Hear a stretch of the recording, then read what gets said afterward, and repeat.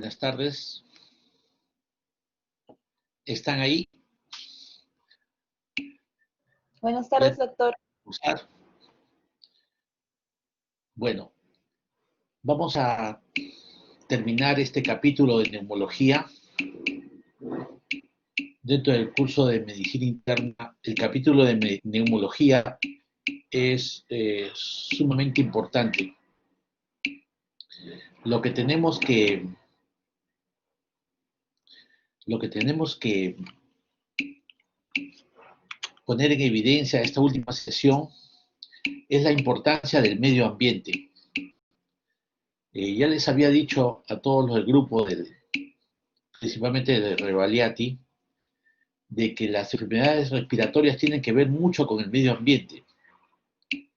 No así, por ejemplo, órganos que no están en contacto con el medio ambiente, como son el hígado, el corazón, el páncreas, ¿no? Son órganos que no están en contacto con el medio ambiente. En cambio, el pulmón está directamente relacionado al medio ambiente. O sea, lo que uno respira y donde uno se encuentra, el medio ambiente es fundamental para el desarrollo de las enfermedades respiratorias. O sea, el sitio donde uno vive, donde uno respira, donde uno trabaja, donde uno hace deporte, donde uno realiza su actividad cotidiana, definitivamente tiene su efecto sobre el sistema respiratorio. Entonces, una de las cosas que debemos tener en cuenta es que el sistema respiratorio va a sufrir todas las consecuencias del medio ambiente, ya sea la contaminación ambiental, los humos, todo lo que sea medios agresores o alergenos agresores, sobre todo en enfermedades tan importantes como son, por ejemplo, el asma, en la cual tiene que haber un antígeno, o sea, un elemento que estimule la vasoconstricción o la broncoconstricción a través de diferentes mecanismos celulares inflamatorios y la liberación a través de los mastocitos de eosinófilos o neutrófilos. El humo del tabaco, que a través de sus componentes carcinógenos o cocarcinógenos van a provocar cambios estructurales en la mucosa bronquial y mutaciones en la arquitectura bronquial que pueden desencadenar el desarrollo del cáncer broncogénico o cáncer de pulmón. Así como también el trabajar en las minas, los trabajadores, los perforistas, los que están en directo contacto con los polvos, y los que trabajan en las fundiciones, los que trabajan en la fábrica de llantas, están en contacto con el cloruro de vinilo que provoca cáncer pulmonar, con el asbesto que provoca la asbestosis. O sea, todas las enfermedades ocupacionales están relacionadas con lo que uno respira. Y lo que respira generalmente es algo dañino para el pulmón. Así, el minero sufre de una enfermedad intersticial ocupacional, una fibrosis, pero de tipo ocupacional. Entonces, o puede tener una asbestosis, también como enfermedad ocupacional. Entonces, lo que quiero remarcarles, estimados alumnos, en esta última clase, es la importancia que tiene el medio ambiente en el desarrollo de las enfermedades respiratorias. En la municipalidad de San Borja, por ejemplo, existe ya hace muchos años una campaña para mejorar el medio ambiente. Son campañas preventivas importantísimas. Cuando se rompe un árbol para construir o ampliar una pista, se está favoreciendo a los medios de transporte, sí, pero no se está favoreciendo a la salud pública. Entonces, el árbol, que es vida, las áreas verdes en Lima son escasas, son solamente los distritos, digamos, en los cuales existe menor población, las que, digamos, tienen esa posibilidad de tener más áreas verdes en Lima metropolitana. En cambio, los distritos con mayor población, que generalmente son la población más desfavorecida, como San Juan del Lurigancho, Breña, La Victoria, Barrios Altos, Lima Cercado, las áreas verdes son escasas. Por lo tanto, el aumento de las enfermedades respiratorias va a ser una cosa evidente en los próximos años. Cualquier campaña destinada a aumentar el áreas verdes o a mejorar el aire que respiramos, definitivamente va a tener buen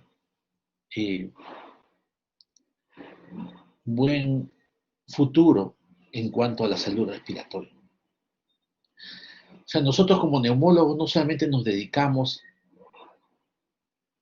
a curar, a dar isoniazida, rifampicina, a dar salbutamol, beclometasona, a dar antineoplásicos, a dar inmunosupresores, a dar antibióticos respiratorios. O sea, nosotros como neumólogos también nos tenemos que dedicar a prevenir.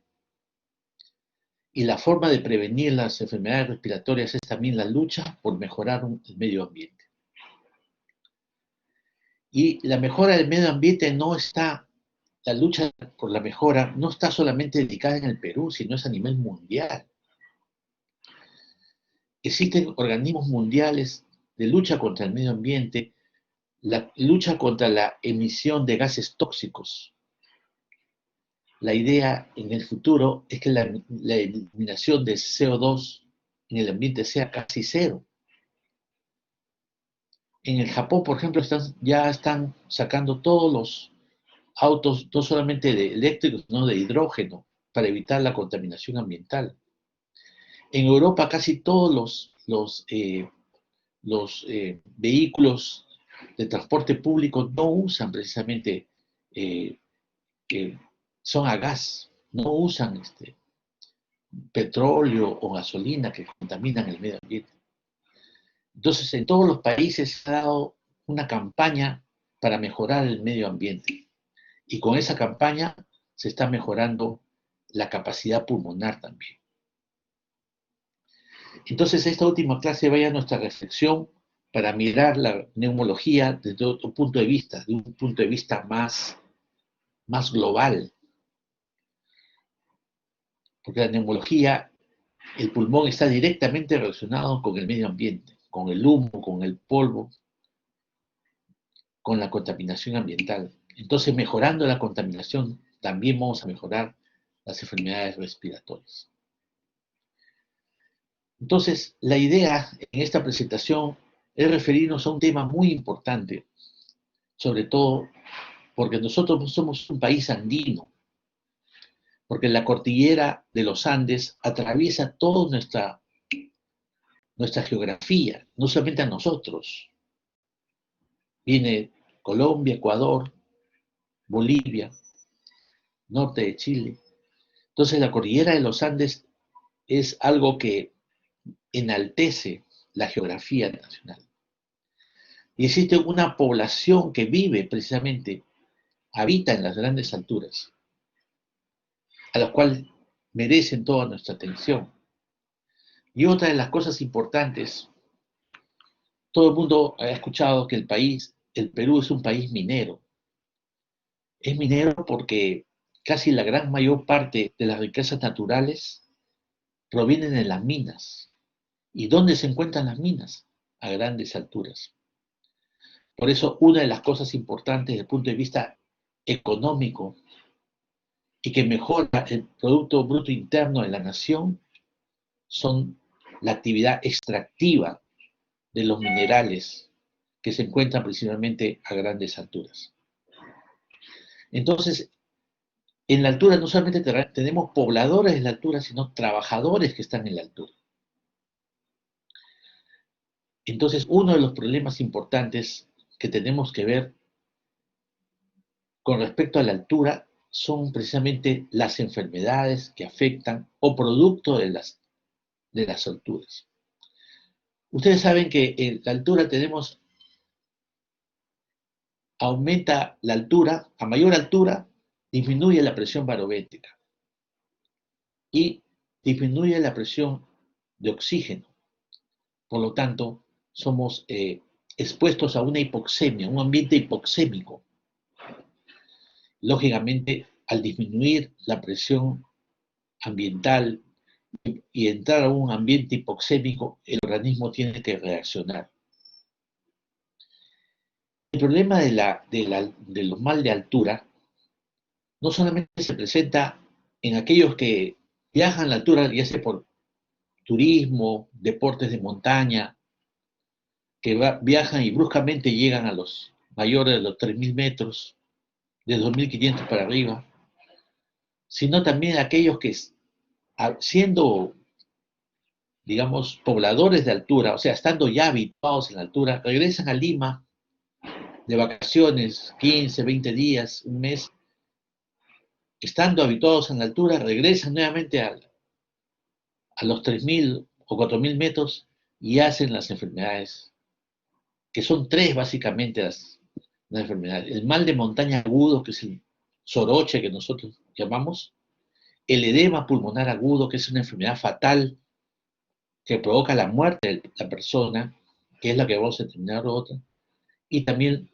el edema cerebral de altura, que es una cosa también importante, que está mucho en relación con el soroche. Por eso el tratamiento del soroche no es con esas pastillas de sorochín o pastillitas para el dolor de cabeza, ¿no? El tratamiento del soroche a todos aquellos que ya van a salir de vacaciones y quieren irse al Cusco, quieren irse a Huancayo, quieren irse a otros, a Cajamarca, no se olviden usar algún diurético como es la acetazolamida, porque la fisiopatología más importante del mal de montaña agudo es el edema cerebral. Entonces, nosotros convivimos con estas enfermedades de altura. ¿Por qué? Porque es nuestra, es nuestra parte de nuestra vida. Por eso es la importancia que ustedes tienen que tener en cuenta esta enfermedad de las enfermedades de la altura.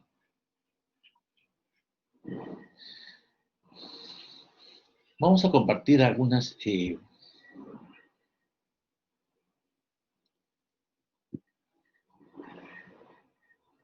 vamos a compartir algunas vistas sobre lo que vamos a hablar el día de hoy.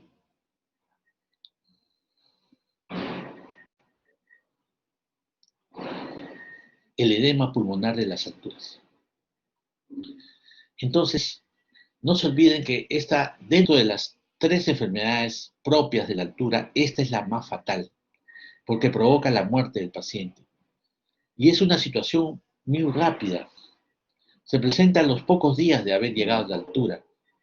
Y los síntomas son agudos, sean bruscos. Y bruscamente puede llegar una insuficiencia respiratoria severa y el fallecimiento del paciente. Entonces tenemos que estar preparados para tener una alternativa frente a esta enfermedad. Como les había dicho, esta enfermedad se presenta a alturas mayores de 2.500 y la gran mayoría de nuestras actividad minera o actividad turística o actividad deportiva, como son escalar montañas, generalmente pasa a los 4.000 metros sobre el nivel del mar. La gran mayoría de los centros mineros, y no solamente los centros mineros, sino donde se construyen las represas, porque la principal fuente de agua son las alturas.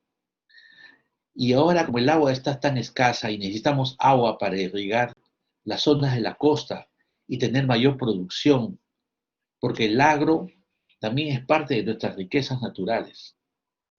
Y el agro no se va, digamos, a mejorar ni aumentar si no tenemos el agua. Y el agua proviene de las alturas. Entonces, el agua tenemos que traerla desde las alturas hacia las zonas del nivel del mar, construyendo represas. Y esas represas las construimos a 4.000 metros. Y hasta ahí tenemos que viajar, no solamente mecánicos, ingenieros, sino también tenemos que viajar nosotros, los médicos, para seguir nuestro... Y eso es lo que justamente quería mostrarles. ¿Usted sabe quién es este doctor? A ver, ¿quién me puede decir? ¿Es conocido o no es conocido? Por el chat, ¿alguien me puede decir? ¿Quién, ¿Alguien reconoce a este doctor? ¿Están ahí o no están ahí? ¿Están durmiendo? No, pues tiene mucho pelo, pues parece pelo salve. A ver, ¿quién puede reconocer? Un punto más, ¿ah? Ahí está. Lisette me conoce bien a Lisette, Paola. Las chicas son... Andrea. Y ahí está apuntada ya. Sí, pues, efectivamente. Eh, yo hice el CERUMS, o sea, una vez terminada el internado, o sea, ya graduados, nos vamos a hacer el servicio rural de salud. Bueno, en mi época, hace muchos años, había dos entidades, por la Seguridad Social y por el Ministerio de Salud. La diferencia era que por el Ministerio de Salud era solamente 6 meses y por la Seguridad Social son todo el año, es todo un año. Otra de las cosas es, por ejemplo, la idea es irse lo más lejos de Lima. O sea, esa era mi idea, ¿no? Irme lo más lejos de Lima, donde no conozca a nadie, donde no tenga ningún familiar. Y bueno, por el seguro, porque yo como había estado haciendo mi internado en el seguro, ya quería seguir todo en el seguro, y dicho sea de paso, yo lo pude hacerlo, porque el seguro lo hice en el seguro, residencia también en el seguro, y me quedé trabajando en el seguro, o sea, ya tengo como 35 años en el seguro social, pero contando pues el internado, el CERURS, la residencia, o sea, toda mi carrera la he hecho en la seguridad social. Bueno, entonces yo escogí el sitio más lejos, donde no te conozca nadie. Y había un sitio que se llama Condoroma, que está a 4.200 metros sobre el nivel del mar. Condoroma es una represa que generalmente ya es una realidad y que lleva agua y irriga todas las zonas de Majes, las zonas agricultoras de Majes en Arequipa. Y Condoroma está entre Arequipa, Cusco y Puno. O sea, está a una altura de 4.200. Me fui y todo el mundo pensaba que ya estaba, mis padres todos preocupados, nadie quería que me vaya, bueno, ya. Total, resultó mejor que cualquiera. Miren, este centro de salud donde estaba tenía calefacción, ves acá se ve la calefacción, tenía un centro de salud muy bonito y era un centro, digamos, no era una mina, ¿no? Todo el mundo pensaba que era una mina, era un consorcio extranjero que estaba haciendo la represa. Y en ese consorcio había un centro de salud donde yo trabajaba en las mañanas por el seguro y en las tardes trabajaba para la empresa. Total, al final del mes yo ganaba más que el gerente. Entonces, y eso también me permitió, digamos, conocer a los pobladores. Esos son pobladores nativos, ¿no? No son los trabajadores de la empresa. Son pobladores nativos que viven ahí cerca de la zona de 4.200 metros, ¿no? Hay también poblados andinos. Entonces, eso me permitió conocer un poco más sobre, digamos, la salud respiratoria en el andino. Dicho sea de paso, había médicos también extranjeros. La ventaja es que yo pude saber inglés, por eso ustedes tienen que saber inglés desde ahora. Cuando lleguen ya a sus CERUS, pueden contactar con médicos. Entonces, había un médico de Suecia y pudimos hacer un trabajo sobre los efectos del tabaco en la altura. Una cosa importante porque el paciente en altura aumenta la hemoglobina, ¿no? Porque la hipoxia condiciona un aumento de la hemoglobina, el hematocrito aumentado. Y si estos pacientes, estas personas de la altura fuman, la hemoglobina se le aumenta más. Entonces ya crea un estado de hiperviscosidad sanguínea. Y con los problemas que puede provocar una hiperviscosidad. Entonces, eso, yo me acuerdo que lo presentamos en un congreso y cuando después regresé a Lima, presenté un congreso de medicina interna, claro que me batieron duro, pero llegué hasta las finales, ¿no? Llegué hasta las finales, porque era una cosa importante, innovadora, y cualquiera no lo puede hacer, porque cualquiera no puede estar trabajando a 4.200 metros. Lógicamente que nosotros íbamos desde Arequipa hasta esta zona y el bus que nos llevaba tenía calefacción, tenía todo. O sea, todo el mundo pensaba que le iba a pasar mal, pero la pasé muy bien. Entonces, no se olviden la importancia que tiene de conocer un poco más y trabajar, digamos, en las zonas más alejadas y conocer nuestro medio ambiente. Entonces, eso es como un recuerdo. Entonces, el edema pulmonar de las alturas es una enfermedad que puede amenazar la vida, siendo la manifestación más fatal. O sea, como compromete la vida, puede provocar, eh, digamos, fallecimiento del paciente de forma brusca, ¿no? ¿Y cuál es quién tiene que ver con esto? La hipoxia. Bien, la persona susceptible. Es justamente lo que les decía, para ver una enfermedad tiene que ver el huésped, o sea, la persona susceptible, el agente, que es la hipoxia, y el medio ambiente, ¿no? O sea, tiene que haber una persona susceptible, un agente y un medio ambiente, que es la altura. Hay pacientes, personas susceptibles genéticamente, una respuesta ventilatoria reducida a la hipoxia y una respuesta exagerada vasopresora pulmonar al ejercicio. O sea, los grandes problemas del edema pulmonar básicamente es la vasoconstricción pulmonar, la vasoconstricción de los vasos pulmonares. Entonces, la hipoxia y la vasoconstricción arterial pulmonar van a provocar lo que se llama el edema pulmonar. Hay que tener en cuenta que las montañas, o sea, las cordilleras, van a cubrir la quinta parte de la superficie del globo terrestre y son un destino turístico frecuente. Pero no solamente son turismo, sino hay personas que viven ahí. 140 millones de personas en el mundo residen encima de los 2.500 metros sobre el nivel del mar. Entonces, es necesario saber cuáles son las principales enfermedades que pueden afectar a este gran grupo de la población peruana y mundial. El edema pulmonar agudo es la acumulación anormal y rápida de líquido de los componentes extravasculares del pulmón. Entonces hay, digamos, un llenado de este líquido extravascular hacia el intersticio pulmonar y hacia el espacio alveolar. Es lo que se denomina un edema alveolar. Pero ¿cuál es lo que quiero que ustedes mantengan o, digamos, o capten? Y también es una pregunta de examen importante, es que ¿qué tipo de edema pulmonar es en la altura? El edema pulmonar de altura es un edema no cardiogénico. Por lo tanto, al paciente con el edema pulmonar de altura no le estén dando diuréticos, no le están dando digoxina, no le están dando medicamento para el corazón. Es un edema pulmonar no cardiogénico. Desarrollado en un individuo con predisposición genética a un cambio de altitud por encima de los 2.500 metros sobre el nivel del mar. O sea, cuando una persona está por debajo, o sea, 1.000 metros, en Chosica, por ejemplo, en Chosica, 800 metros o 1.000 metros, eso pues no es mal de altura, ¿ya?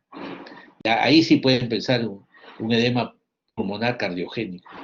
Pero todo lo que es en altura mayor de 2.500 para arriba, 3.000, 4.000, ¿no? Van a ser manifestaciones de un edema pulmonar no cardiogénico. Entonces, Y ya le hemos dicho que las otras cosas que les pasa, y lo más frecuente, a casi todos nos ha pasado, el mal de montaña aguda, o sea, el soroche con dolor de cabeza, náuseas, vómitos, mareos, ¿no? Y el edema cerebral, que es una cosa ya más severa, que hay que estar prevenidos. Entonces, no se olviden que las manifestaciones de insuficiencia respiratoria severa en este paciente va a ser una manifestación de edema pulmonar no cardiogénico. Miren cómo un pulmón normal va a desarrollar a través de los diferentes mecanismos que ahora vamos a desarrollar, expuestos a una altura mayor de 2.500 metros, en los primeros 3 o 4 días de exposición va a presentar el edema pulmonar. Y este edema pulmonar no solamente se va a presentar cuando el paciente está caminando, haciendo ejercicio, no.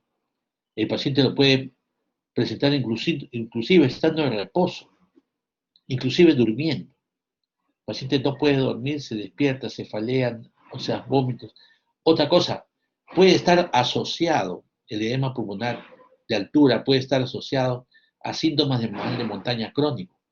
O sea, nosotros, estoy seguro que la mayoría que ha ido a la altura ha tenido soroche, y ha tenido náuseas, vómitos, mareos, dolor de cabeza. Si a esto se le agrega insuficiencia respiratoria severa, entonces ya estamos frente a un edema pulmonar agregado a un mal de montaña agudo o soroche.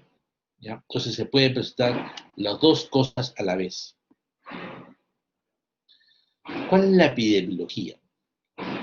Vemos que el mal de montaña aguda aumenta con el incremento de la altitud y la velocidad del ascenso. O sea, a mayor altitud, mayor posibilidad de esta enfermedad.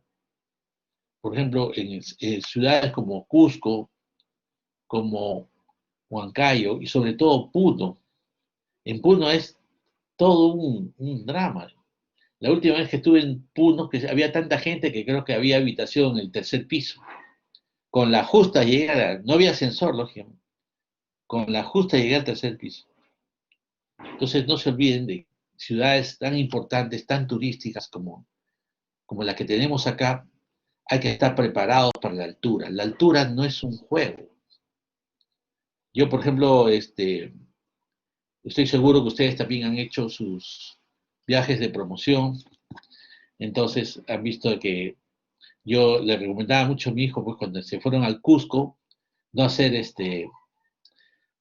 hacer ejercicio los primeros días, no irse a la discoteca el primer día, no tomar alcohol el primer día, y creo que ni me hicieron caso, pero es así, o sea, la idea es eso, ¿no? Las recomendaciones son esos. O sea, el primer día estar lo más relajado posible, ni un esfuerzo físico, nada de alcohol, y si uno va a subir progresivamente para que pueda aclimatarse a la altura. Su tiempo de presentación va desde los 2 a los 5 días del ascenso. Mal de montaña aguda se desarrolla en un gran porcentaje junto a un edema pulmonar, de forma concomitante, justo lo que les había dicho. En personas se pueden presentar menores, o sea, menores de 3.000, pero en pacientes que ya tienen una hipertensión pulmonar de base. Porque, ¿cuál es la característica del mal de montaña agudo? Que hace, el mal de montaña agudo y el edema pulmonar. ¿Cuál es el fondo del problema? El fondo del problema es que hacen una hipertensión pulmonar en la altura. Y si el paciente ya tenía antes una hipertensión pulmonar, o sea, el compromiso va a ser mucho peor. Por eso las personas que sufren de esta enfermedad de hipertensión pulmonar no deben viajar a la altura o deben vivir a medio ambiente, porque es riesgo de que hagan edema pulmonar. En nuestro medio se ha descrito que es frecuente en enero, porque en enero generalmente en las alturas llueve mucho y hay nieve. Y hay una asociación, digamos, en enero generalmente vienen de vacaciones, muchos quieren ir a las alturas. Entonces, se ha visto que es un mes en el cual se presenta mayor posibilidad de personas con edema pulmonar. Y estoy seguro que ustedes están pensando también irse a zonas de altura, pero vayan bien preparados. No se olvide la belleza que tienen las alturas, las nieves, los lagos, todo helado. Esta foto yo la tomé cuando estaba manejando, camino a Huancayo, y me paré. Mira la zona de Ichu, esa es la vegetación. Y cuando salí, lógicamente sin oxígeno, caminaba, parecía un robot. O sea, una sensación de que me sentía encapsulado. Acá por lo menos estaría a los 4.500 metros. Entonces, la situación de la altura es todo un drama. O sea, hay que tener mucho cuidado. La altura no es un juego, como se había dicho.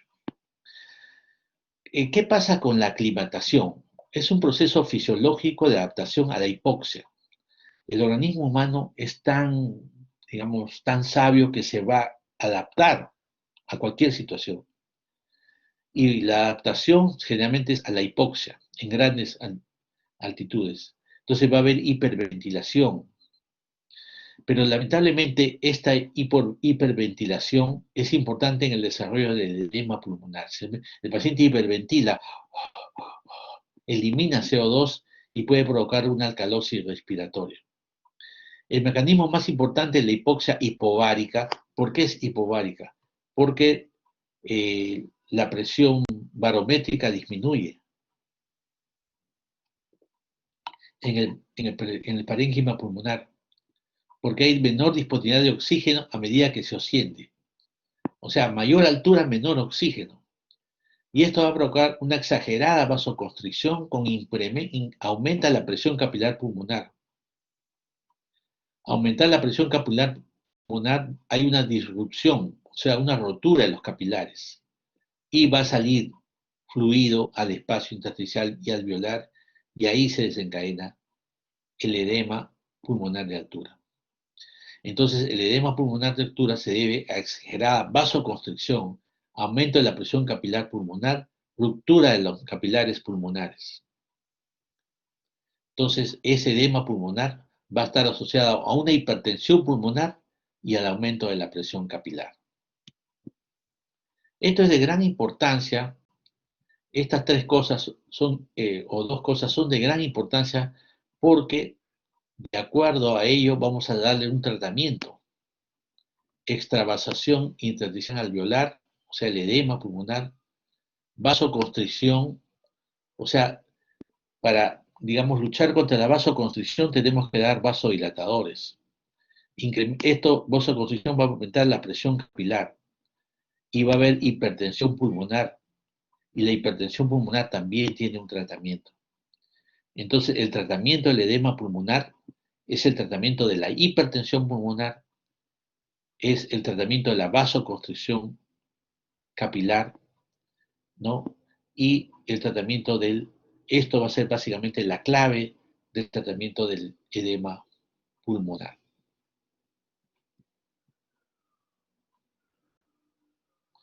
Esto es lo que le veníamos manifestando. Normalmente vienen los sacos alveolares, donde la sangre venosa a través del alveolo, donde se provoca el intercambio gaseoso, va a ir, lógicamente, va a llevar sangre oxigenada ya hacia diferentes partes del organismo. Esto es el intercambio gaseoso a nivel alveolar pulmonar. Pero en las grandes alturas, ¿no? Hay un edema pulmonar y se dice que los vasos sanguíneos se ponen muy angostos, causando aumento de la presión en los pulmones. Los vasos se ponen angostos. Como resultado de esto, ¿no? Sale líquido desde los vasos hacia los sacos alveolares. Y esto, mira, se ponían muy angosto y estos sacos alveolares se llenan de un fluido eso es lo que va a provocar el edema pulmonar. Entonces, no se olviden la importancia que tiene el intercambio gaseoso. Y al no haber buen intercambio gaseoso en sangre, la hipoxemia va a ser severísima. Y el paciente puede llegar hasta cuidados intensivos para necesitar ventilación mecánica. Entonces, en ese momento, el paciente necesita oxígeno a alto flujo. Y, lógicamente, lo más importante, el paciente es bajarlo a nivel del mar, cuanto sea posible.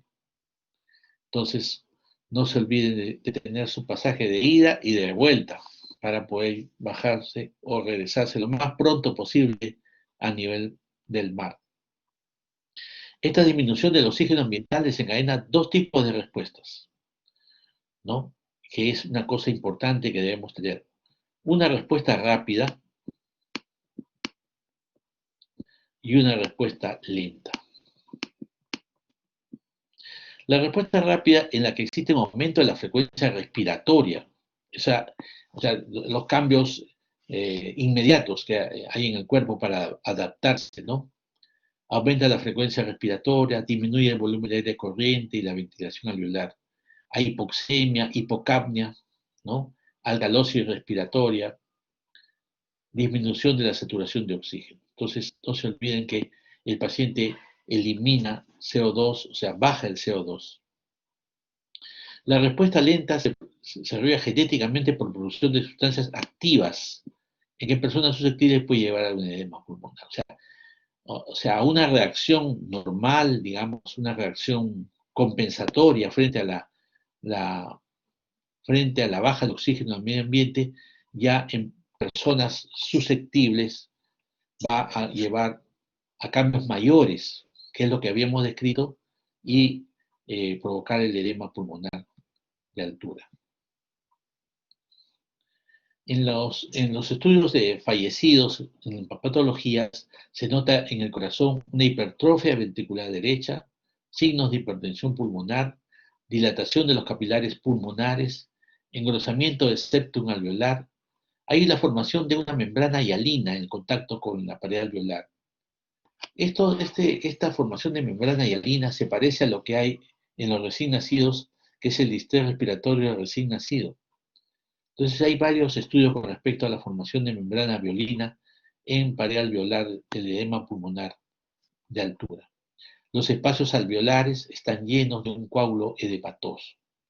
Entonces eso es lo que se encuentra, básicamente los signos de hipertensión pulmonar, hipertrofia ventricular derecha, edema y los alvéolos llenos de un líquido. Entonces, todo eso va a repercutir lógicamente en las manifestaciones clínicas del paciente. Es importante saber los factores de riesgo. ¿Por qué es importante saberlos?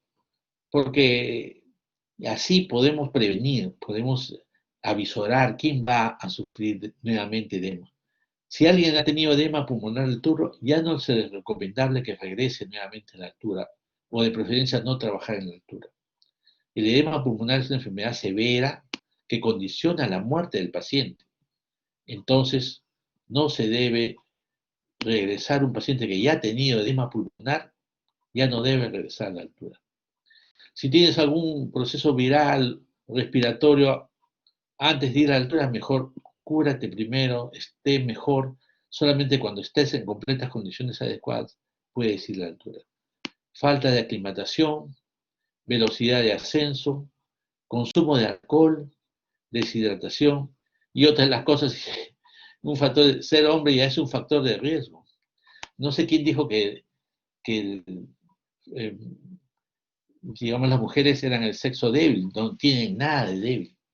Nosotros somos más expuestos o más propensos a hacer edema pulmonar de altura que las mujeres, así como nosotros tenemos más riesgo de hacer complicaciones por el COVID, porque tenemos mayor receptores AC2 que las mujeres. Entonces las mujeres están en menos riesgo de padecer de esta enfermedad. No de padecer, sino de hacer las complicaciones por esta enfermedad. Entonces, un gran problema de ser hombre. Igual en el asma en niños, por ejemplo, es mucho más severo que en mujeres, porque los niños tienen los bronquios, nacen con los bronquios mucho más angostos que las niñas. Entonces, el asma infantil generalmente es mucho más frecuente en los varones que en las mujeres. Entonces, ser hombre ya se ha convertido en un riesgo, digamos, de muchas cosas. Antes, cuando nosotros decían, Los padres decían que nazca varoncito, varoncito, y salga, y al final salió mujer y ya ponían una cara larga. Y ahora ya es todo lo contrario. Nosotros ya cuando ustedes tengan sus hijos, lo primero, cuando ustedes tengan una hija mujer, ya sonrían, porque tienen menor posibilidad de hospitalización, menor posibilidad de enfermedad, y ahora que la mujer está desempeñando un papel muy activo en la vida pública, no solamente que son presidenta del Congreso, presidente del Consejo de Ministros, presidente del Poder Judicial. Entonces, cuando nace una niña en su matrimonio, alégrense. Menos enfermedades y más posibilidades de desarrollo profesional. Las manifestaciones clínicas de esta enfermedad son una disnea de intensidad progresiva, tos productiva, que a veces es una tos ya rosada, el esputo rosado, es una característica del esputo rosado que no se ve normalmente en otras patologías. Cuando alguien tose y el espectador es rosado, piensa en un edema pulmonar. Y si el paciente está en altura o tiene antecedentes de estar en altura, definitivamente un edema pulmonar de altura, no cardiogénico. Dolor torácico es un dolor torácico opresivo que puede simular infarto miocardio. La cianosis central, claro, porque es tanta. Normalmente una cianosis debe ser periférica, o sea, en las uñas, así, pero aquí ya, digamos, la falta de oxígeno es tanto que se nota en la cara, se nota en los labios. Lógicamente una taquicardia y taquicardia como respuesta a la insuficiencia respiratoria. Otra cosa, pues, se puede presentar durmiendo, así como durante el ejercicio. Eso ya lo habíamos visto. Se asocia con cefalea, náuseas y vómitos. Puede presentar hemoptisis inclusive. Y en la auscultación vamos a ver crepitantes difusos en ambos campos pulmonares. Los que les gusta el hemograma y piden hemograma para todo, va a haber una leucocitosis. Por eso en tiempos antiguos, en los años 40, en los años 50, se pensaba que esta era una neumonía, se trataba como una neumonía. Entonces, muchos fallecían porque solamente el antibiótico no era suficiente pues, para este tipo de pacientes. O mejor dicho, no era nada, porque no tiene ningún componente infeccioso de, este tipo de edema pulmonar. Una característica es las manifestaciones radiológicas. Una neumonía, por ejemplo, mejora radiológicamente recién después de un mes. En cambio, este paciente con edema pulmonar agudo y unas opacidades alveolares pulmonares, si le tomas una placa radiográfica al tercer o cuarto día con tratamiento, va a disminuir ostensiblemente. Entonces, es unas opacidades que mejoran rápidamente. Son características de un edema pulmonar. Bien, la característica de insuficiencia respiratoria severa, distrés respiratorio, dolor torácico, generalmente en los que van a la altura a hacer algún ejercicio, turismo, ¿no? Y tienen alguna susceptibilidad genética. Eso es lo que se ha establecido últimamente. ¿Por qué? Porque se quería averiguar por qué no todos hacemos esta enfermedad, por qué todos, ¿no? Generalmente salen unos cuantos, que siempre hay bastantes, ¿no? Hay que tener cuidado con los que han tenido antecedentes de edema pulmonar de altura. Acá hay tres cosas que debemos conocer, que es una cosa importante. Que las enfermedades de las alturas pueden ser mal de montaña agudo, el edema cerebral de alturas y el edema pulmonar, que es de lo que estamos hablando ahora. Ustedes tienen que estar preparados para lo más frecuente, que es esto, el mal de montaña aguda o más conocido como soroche. Dolor de cabeza, náuseas y vómitos, falta de aire, no pueden dormir, un dolor de cabeza que no se puede, la primera noche es terrible, no se puede dormir. 6 a 12 horas después del ascenso, cuando es mayor de 2.500 metros sobre el nivel del mar. Cuando hay edema cerebral de altura es cuando son los mismos síntomas pero más severos. Hay vómitos explosivos que pueden, digamos, caracterizar un compromiso de edema cerebral. Y nosotros en el edema pulmonar hay una disnea, ¿no? Menor rendimiento, puede haber fiebre y lógicamente la característica más importante, el esputo rosado, la somnolencia, la ortopnia, o sea que es una disnea de reposo, una disnea progresiva que aumenta considerablemente. En el de montaña aguda generalmente no se encuentra ningún signo, o sea, un hallazgo físico. En el edema cerebral, lógicamente, ya hay signos neurológicos, como confusión, ataxia, pérdida de la conciencia. Y en la edema pulmonar y taquipnia, menor saturación, y lógicamente los crepitantes finos, difusos en ambos campos pulmonares. Entonces, no se olviden que debemos descartar todo este tipo de, tres tipos de enfermedades para la enfermedad de la altura. ¿De qué nos ayudamos, digamos? Nos ayudamos básicamente en una placa de tórax donde hay un infiltrado alveolar en parches, bilateral. El AGA no va a provocar hipoxemia, alcalosis respiratoria. El electrocardiograma, hay una taquicardia, desviación del eje hacia la derecha. El ecocardiograma es una cosa importante en caso de que haya eco, ¿no? Una elevación de la presión arterial pulmonar, una hipertensión pulmonar. Es importante porque esto también tiene tratamiento. La ecografía pulmonar, líneas B relacionadas con aumento del líquido extravascular, ¿no? Cuanto más edema hay mayor cantidad de líneas B en la ecografía. Entonces no se olviden la importancia que tiene de todas estas. Lo más sencillo es una placa de tórax, una saturación de oxígeno y, si es posible, un electrocardiograma. ¿Qué cosa vemos en la radiografía? Imágenes moteadas, confluentes, difusas, a predominio de regiones pariliares, el cono pulmonar prominente porque hay una hipertensión pulmonar, acentuación iliar donde están los vasos sanguíneos, y otra cosa importante, mejoría radiológica de las 6 a las 48 horas. O sea, lógicamente una neumonía aguda nunca va a mejorar radiográficamente en poco tiempo. Como no es una edema pulmonar cardiogénica, no hay, digamos, cambios en la imagen de la silueta cardíaca. Como se había dicho de un principio, en la evaluación de una placa de tórax, siempre hay que evaluar la silueta cardíaca en toda placa de tórax. Por ejemplo, miren esta placa de tórax donde hay el cono pulmonar, que es esta es la arteria aorta y este es el cono pulmonar, está más ensanchado. Y miren las imágenes, ¿no?, alveolares, en las zonas iliares o parailiares, bilaterales. Esto es a predominio derecho. Entonces, es una manifestación, un pulmón blanco, pero no totalmente blanco. Mira, estas zonas respetadas aquí y respetadas también las bases o los senos costodiafragmáticos. Entonces, no se olviden, cuando se respetan los ápices, se respetan los senos costodiafragmáticos, estamos viendo que es un edema pulmonar no cardiogénico que se presenta en la altura. Ya habíamos dicho, en el electrocardiograma había hipertrofia ventricular derecha, taquicardia sinusal, desviación a la derecha del complejo QRS, onda T alta en las derivaciones precordiales derechas. Entonces, todo es orientado hacia las manifestaciones de una hipertensión pulmonar. Cuando veamos un paciente con edema pulmonar, hay que descartar que sea un proceso infeccioso.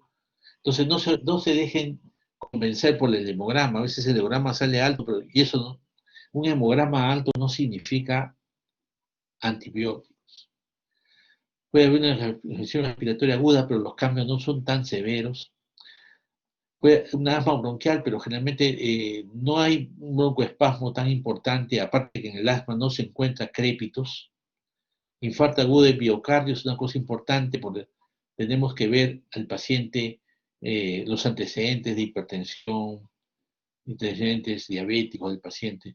No se olviden que el paciente puede hacer concomitantemente un edema pulmonar de altura e infarto. ¿Por qué? Porque existe una insuficiencia respiratoria severa. Y cuando hay mayor insuficiencia respiratoria, el paciente tiene taquicardia y la taquicardia puede, digamos, acelerar una cardiopatía coronaria. No se olviden la embolia pulmonar, siempre pensar con un diagnóstico diferencial. Lógicamente, una de las cosas más del ambiente de altura, de 4.200 metros, ya bajar a los 3.000 metros, ya donde ya se puede ver los eucaliptos, los ríos, ya no solamente ya no las lagunas, sino los ríos. Entonces, una de las cosas más importantes es bajar progresivamente. Así como también, así como es importante subir progresivamente, también es importante bajar progresivamente. Si uno quiere ir a una altura de 4.000 metros, primero tienes que ir pues, a ciudades más bajas, Arequipa primero, un día, un par de días. De ahí puedes ir al Cusco, que es a 3.500, 3.800 metros. De ahí ya puedes escalar a 4.000 metros. Si quieres ir si te gusta el deporte de aventura, ¿no? Pero ir de frente de Lima hasta las 4.000 metros no es muy recomendable. Por ejemplo, en el caso mío, que estuvimos buen tiempo en Arequipa previamente, antes de subir a 4.200. Entonces, ya, digamos, ya estaba más o menos aclimatado. La subida no puede ser brusca, sino de forma progresiva. Lógicamente, el tratamiento, la clave del tratamiento son dos cosas, como les había dicho. Uno, el oxígeno. O sea, si no tenemos el oxígeno a la mano, no podemos tratar este edema pulmonar. Y lógicamente, descenderlo a las alturas. Pero para bajarlo a las alturas no es tan fácil. Y el paciente está agudamente enfermo. Entonces, mientras conseguimos el medio de transporte, podemos dar vasodilatadores como la nifedipina, 20 miligramos cada 8 horas. O en el caso de hipertensión pulmonar, como hay hipertensión pulmonar, el sildenafilo, digamos, es una realidad para la hipertensión pulmonar, 50 miligramos cada 8 horas. Entonces, como es un problema de diferencia de presiones, una cámara hiperbárica también es digamos, una posibilidad de tratamiento. Hay muchos que se dedican a esto. En el Cusco, por ejemplo, hay tanto turismo, tantos problemas de altura, que hay centros médicos que tienen esta cámara hiperbárica y la hacen linda, como dicen los chicos, la hacen linda con esta cámara hiperbárica, porque lógicamente el paciente mejora de un estado de gravedad. Otra de las cosas es la ventilación no invasiva para no necesitar intubar al paciente, y para eso necesitamos el uso de corticoides, la dexametasona. Porque hay un estado de hipercoagulabilidad también. Entonces, la dexametasona como antiinflamatorio, sobre todo para el edema cerebral que puede estar agregado al paciente, puede ser una cosa importante. En conclusión, dexametasona, nifedipino, sildenafilo, es el tratamiento, oxigenoterapia, mientras esperamos un transporte para bajarlo, hay que bajarlo a nivel del mar o a ciudades más bajas. ¿Ya? Entonces, yo estoy seguro que ustedes van a tener si escogen el SEDUM, si escogen una zona de altura y pueden ver al paciente con mal de montaña aguda o edema pulmonar de altura, y le van a dar dexametasona, nifedipino y sildenafilo, y con su oxígeno, ya digamos, por lo menos a las 6 a 8 horas o a las 3 horas va a estar mejor.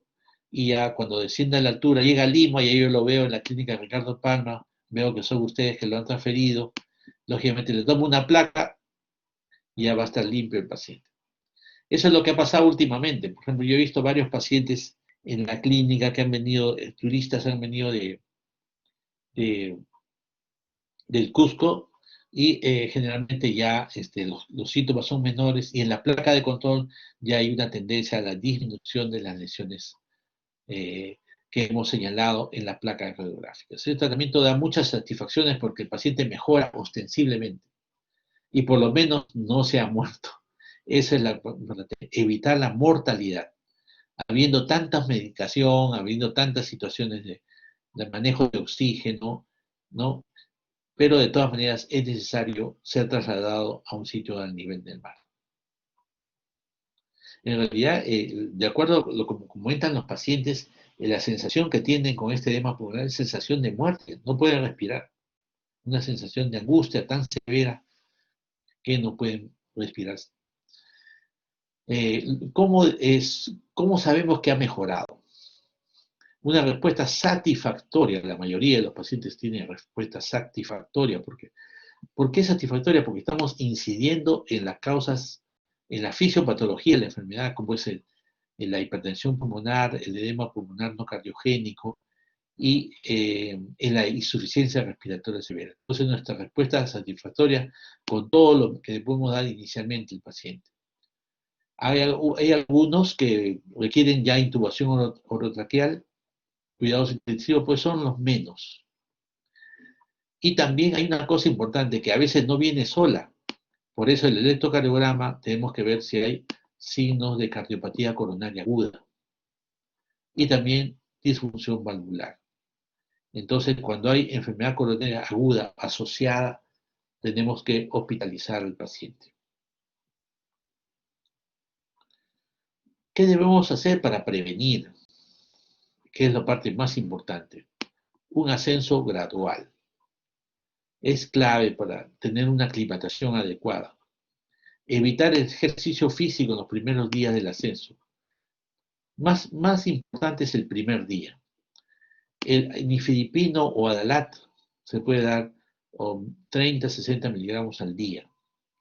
Y eso es lo que yo estaba mostrando, acetacelamida o Diamox, que es un diurético cada 12 horas, iniciando 12 horas previo al ascenso. Por ejemplo, si alguien quiere ir al Cusco, a mí me gustaría que tome acetacelamida o Diamox 12 horas antes de que salga su viaje al aeropuerto. Lo único que tiene efectos colaterales, por ejemplo, como es un diurético y puede provocar hormigueos en los dedos. O sea, hay algunos que lo toleran, otros no lo toleran bien. Pero yo prefiero un hormigueo a tener un soroche en la altura o un edema pulmonar o un edema cerebral. Entonces, no se olviden, acetazolamida, 125 miligramos cada 12 horas, previo al ascenso y durante la llegada y el primer día de estar en la altura. Acetazolamida, digamos. Últimamente se ha visto que el salmeterol que usamos en el asma también puede ayudar a mejorar los síntomas de la hipoxia aguda y sobre todo del el edema que puede provocar esta enfermedad. Entonces, el salmeterol es una cosa importante como reciente hallazgo para usar en el mal de montaña agudo y sobre todo en el edema pulmonar. Y la dexametasona, un día antes del ascenso, dexametasona como antiinflamatorio, una tabletita de dexametasona un día antes de subir, y su acetazolamida, que es un diurético, un antiinflamatorio y un diurético, y además le hacemos una inhalación de salmeterol, ya estamos listos, y le dejamos el nifedipino para en caso que tengamos edemas. Si ascendemos muy gradualmente y no hacemos ejercicio físico el primer día, está garantizado que nuestro viaje al Cusco va a ser exitoso. Pero si nosotros vamos al Cusco, nos tomamos una borrachera el día antes del viaje, encima tomamos aspirina, Panadol, Serochín, no sé, ¿de dónde ha salido esa pastilla? ¿No? Que es tan conocida, Sorochín, que nada nos va a hacer, agua de coca, nada tiene que ver en este tema. Entonces, o a alguien que le pongan alcohol, le ponen alcohol, la bolera de alcohol, tanta cosa, nada tiene que ver en la fisiopatología del mal de montaña aguda. Entonces ya saben que ustedes tienen que ayudar a sus hermanos, hermanas, familiares, amigos que quieren ir a algún sitio de altura. Y ahora, ¿cuántos de ustedes van a trabajar en estos centros mineros? La ventaja de estos centros mineros, lógicamente, se gana mucho más, hay un ambiente de bastante consideración, el médico es un funcionario y digamos, tiene su propia habitación en la zona de funcionarios, su propio comedor en la zona de funcionarios. O sea, el médico es tratado como debe ser, digamos. Nomás lo que llega a Lima ya se vea con la realidad, porque el médico es un insumo más dentro del sistema de salud. Un insumo, es un obrero, igual que las enfermeras, técnicas, auxiliares, un insumo más para producir salud a la ciudadanía. Entonces, en cambio, acá en las alturas, el médico es un señor funcionario, como debe ser. Pero hay que seguir en nuestra tarea curativa y reparativa de todas las enfermedades pulmonares. Muy bien, estimados alumnos, se acaba la clase y se acaba la rotación de neumología. Y como conclusión podemos decir que el edema pulmonar de altura, sí, exactamente, esa es la idea, ¿no? A mí me parece que, por ejemplo, yo veo que muchos acá vienen de Lima a hacer la residencia, casi la mayor parte son de universidades de Trujillo, de Piura, de Ica, de Arequipa, de Puno, de las universidades donde estudian medicina, casi todos se vienen a hacer residencia acá y son bien competitivos, o sea, estudian todo el día, como no tienen nada que hacer, estudian todo el día, estudian, y ganan las principales plazas. Lógicamente los que estudian en Lima, como ustedes, por ejemplo, ya quedan en segundo plano o no consiguen plaza. Bueno, ¿qué pasa? Bueno, eso está bien porque es una competencia, espero que sea normal, no sea legal. Pero ¿qué pasa? Toda la gente viene de provincias, hace su residencia y se quedan en Lima. Entonces los médicos en Lima aumentan. La idea que hay los especialistas en las zonas rurales o en las provincias o en las regiones escasean. Y eso se ha visto, por ejemplo, tremendamente con la pandemia, ¿no? O sea, los manejos totalmente inadecuados a que han sometidos, por ejemplo, en Iquitos no había, atendía a los que recién estaban acabando medicina, atendían, porque ya no había médicos ya, y especialistas menos todavía. En Chiclayo, de igual manera. Ahora, los médicos, la disposición, la distribución de los médicos está completamente inadecuada.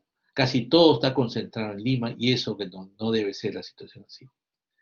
Entonces, el edema pulmonar a las alturas puede comprometer la vida del paciente. Es una cosa que ustedes tienen que meterse a la cabeza. O sea, es una enfermedad que mata, ¿no? Puede comprometer la vida del paciente. Entonces, eso es lo que tenemos que hacer. Saber la gravedad del proceso.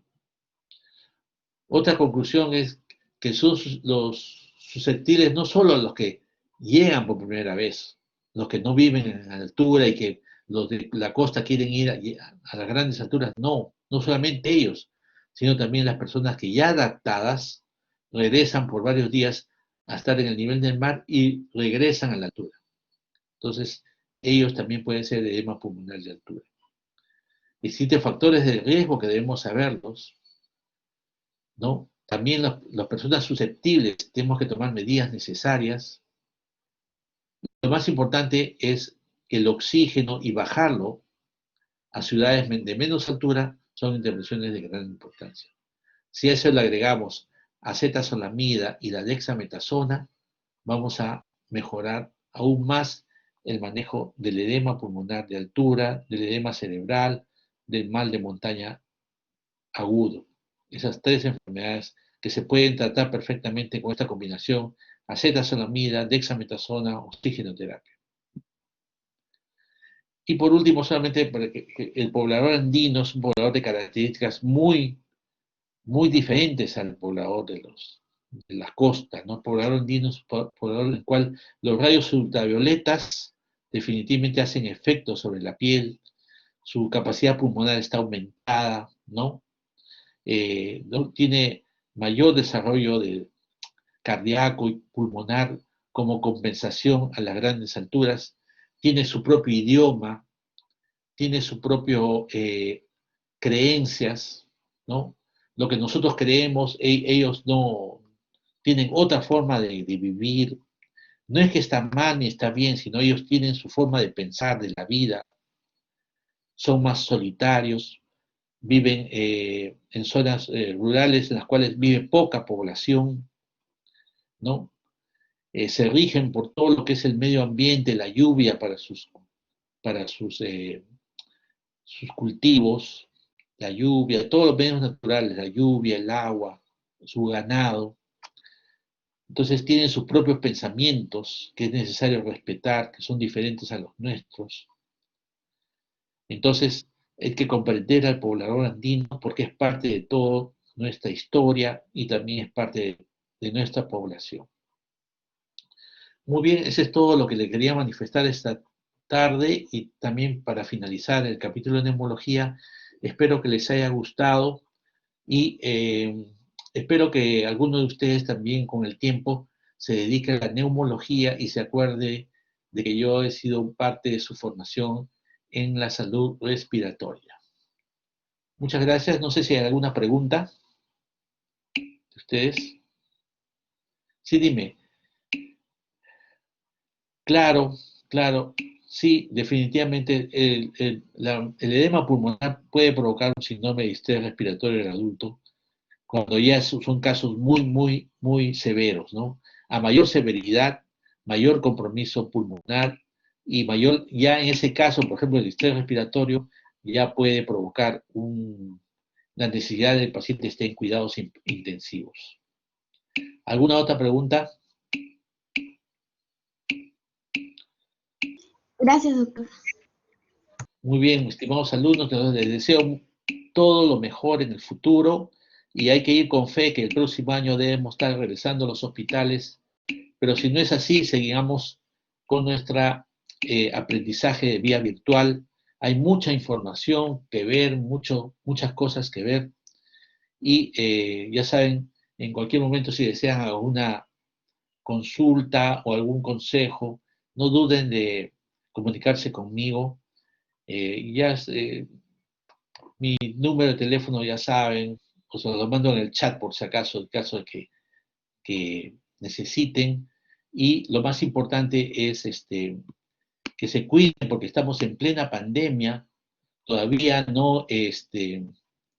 todavía no se puede decir que hemos vencido a esta enfermedad. Entonces, no se confíen en su juventud, porque la enfermedad todavía vamos a tener todavía para rato. Hasta que no tengamos la vacuna, no podemos decir nada con respecto a la seguridad que tengamos, ¿no? Sigamos manteniendo el distanciamiento social, sigamos manteniendo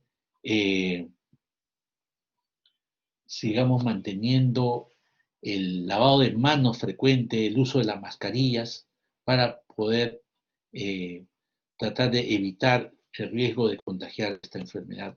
Y sobre todo, no solamente nosotros, sino a nuestros familiares, a personas cercanas. Entonces, les deseo muchas felicidades en su vida futura y sobre todo en estas fiestas navideñas atípicas en las cuales los saludos van a ser de lejitos o también virtuales que también valen. Ok, muchas gracias por todo. Nos vemos en cualquier momento. Gusto en conocerlos. Cuídense, ¿ah? Muy bien.